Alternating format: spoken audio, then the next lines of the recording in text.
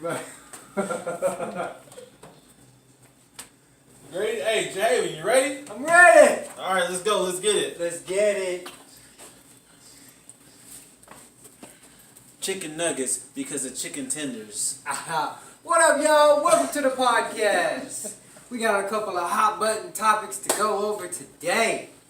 Boom. Where should we start? Should we start at the top? Should we start at the raunchy? I say we start right in the middle. Right in the middle. Speaking of the middle, Alright, so we'll start right in the middle. Sex. Does it affect your performance, and how does it affect your performance? Oh, well. well. Alright, so listen.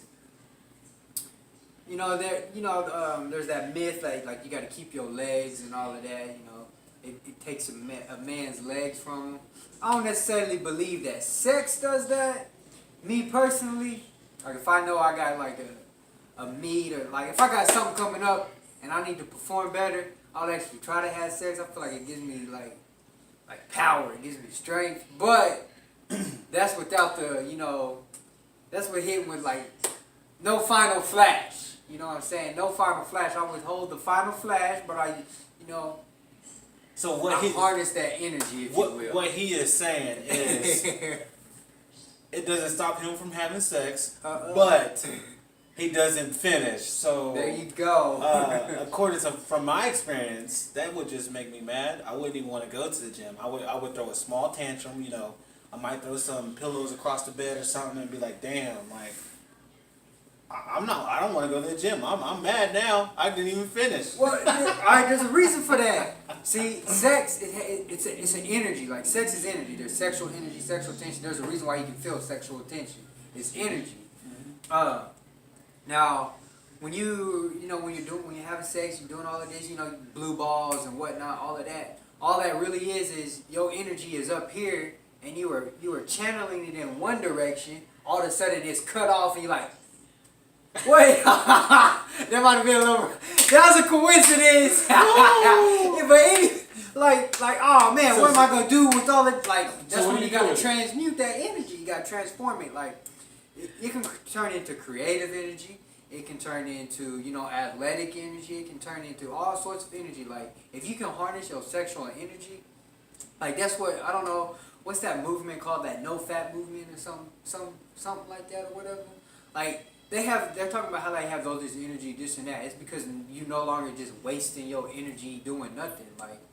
Like sex energy is real. It's the most powerful energy that we have available to us. So if you can harness that, and a lot of where that anger and that frustration and all of that's coming from, I feel is because that energy was going one direction, and all of a sudden you're like, where am I supposed to go? Like you have it, you just got to transmute that. Take it from I'm mad to let me go lift this.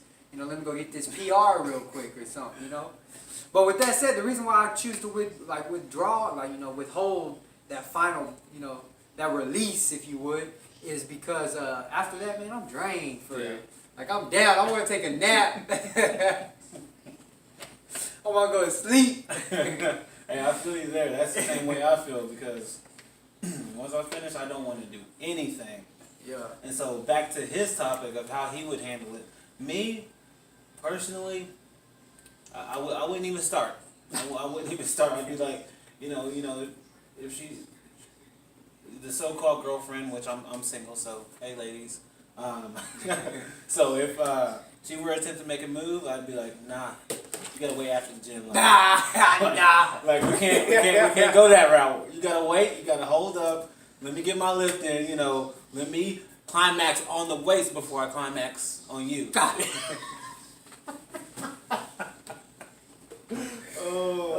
That's how it goes. But it's a good warm up. It's good cardio though. It is. Break the sweat.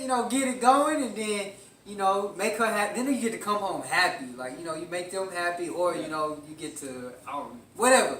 Because everybody's situation is different.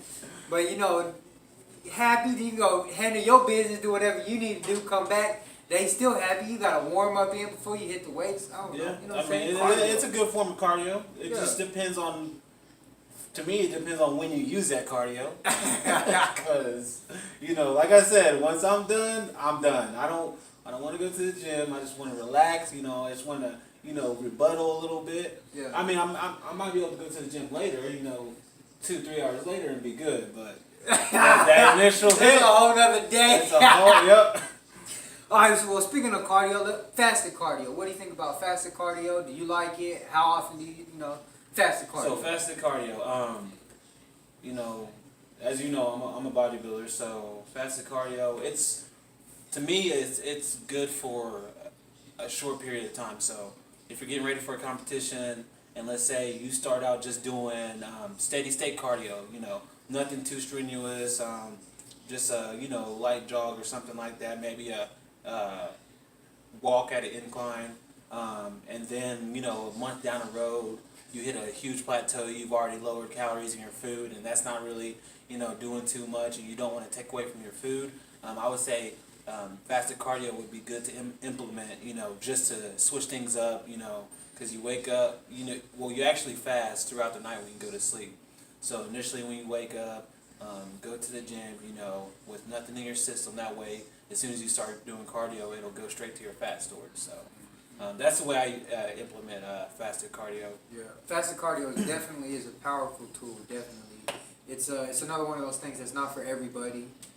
You got to know your body. I feel like you were saying, fasted cardio is that one look, like it gives you an edge. It's not something that you do in the beginning of if you're on a fitness journey. It's not the beginning of your fitness journey. It's not even really the middle. It's one of those things that take you to the next level. Yeah. You know what I mean? It's not something that you do to get in shape. It's something that once you're in shape, you use it to get you to that next level. Yeah, and to touch up on that, so if you're not getting all your meals in, you're not eating all your food, then why go to fasted cardio for an answer? Yeah. Make sure everything else is lined up. Make sure all your food's on point, and make sure you're getting adequate sleep, and then you can look at something to put you to that next level, like a fasted cardio or whatever it may be, HIIT cardio or whatever you decide to implement in your regimen. Yeah. Well, okay, so we'll just combine these two because intermittent fasting is something that people have been asking about. So let's say that you're doing your fasting window is usually you just go longer before you eat your first meal in the day. So wake up. So let's say you wake up at let's pick 8. Let's say you wake up at 8. Well, do your go for like a walk or like he was saying a jog or something at an incline. But even people don't think of walking as cardio, but it is just going on a slow walk or something. That's some fasted cardio right there. You're getting your metabolism going. You're already in a fasted state. It's going to help your intermittent fasting because I don't feel like you should just do intermittent fasting on your downtime. It's intermittent fasting is those times when you're active and you're being active empty. So yeah, fasted cardio, like we were saying, it's just one of those things to take you to the edge. Now talking more on that intermittent fasting. Intermittent fasting is not for everybody either. It does have its drawbacks, but it's a powerful tool that can take you to that next level. Let's say you're a nurse or you're in the medical field or just somewhere where you're just active all the time, and you never know when you're gonna get your lunch break. Your lunch breaks differ and all of that, and it's just stressful to figure out your eat. You can take and switch up your eating schedule to where you're fasted while you're working, and now that intermittent fasting becomes something powerful. It's not because fasting in itself should not be a punishment. It should not be something that struggles or it's hard on the body. It should be cleansing, and it should have powerful benefits. It shouldn't be something that you struggle through. And for me, if I'm bored and I'm not eating, because I eat when I'm bored. Habit I'm trying to break, but I'm one of those bored eaters. I'm just man, for some reason I'm hungry. Start snacking on stuff. And, that's why I like fasting when I'm active or when I'm at work or something. Yeah. Or especially because I do my first 2 workouts are in the morning. Mm-hmm. So let's say it's someone using it as a a goal tool. If someone has a goal, they want to intermittent fast for, let's say, 2 months. If they're not doing anything, what are some things that they can do to cope with the hunger pains, or just you said being bored or something and you tend to eat, what are some things that you use? Well, hopefully they're not doing a full fast. They're just doing the food fast. So a lot of times I'll like my water increases a lot, and then that's one thing. Fasting and intermittent fasting all together have helped me know the difference between hunger and thirst, because our body actually doesn't, it doesn't. It's the same mechanism. So like I'll if I'm feeling hungry, I feel like I want some food, I'll drink and I'll be like, okay, I was just thirsty, or something like that. But I do a lot of meditation. Like I'll focus on something. I'll do like because I like painting and stuff. So I'll do something like that. I'll just do something to stay active. Okay. Reading doesn't help me. Maybe it would help somebody else, but reading does not help me. I stay away from like I don't really watch a lot of TV or anything, like during a fast or something, because I don't want a commercial to pop up and it be food. I stay off of like if I'm towards the end of the fast or right in the middle where my hunger is like at its peak. I stay off of social media because there'll be that random post with some food. Yeah. And then there's always something food related on. Yeah. So I just do something to stay like not necessarily like physically active, but just my mind off of the fact that I'm hungry. Okay. Or just something to steady my mind. Yeah. I guess. Keep your mind focused on something else. Yeah. At all time. Yeah. Do you do intermittent fasting or? I've played around with it before, and I mean, my body is just so used to eating. Like breakfast is my favorite meal, so my first meal can be anywhere from 6 a.m. to 8 a.m. is my first meal. So, and I've always been eating, the type to eat every 2 to 3 hours throughout the day. Even if I'm hungry after I get in all my meals, I'll take in, 1 to 2 smaller meals.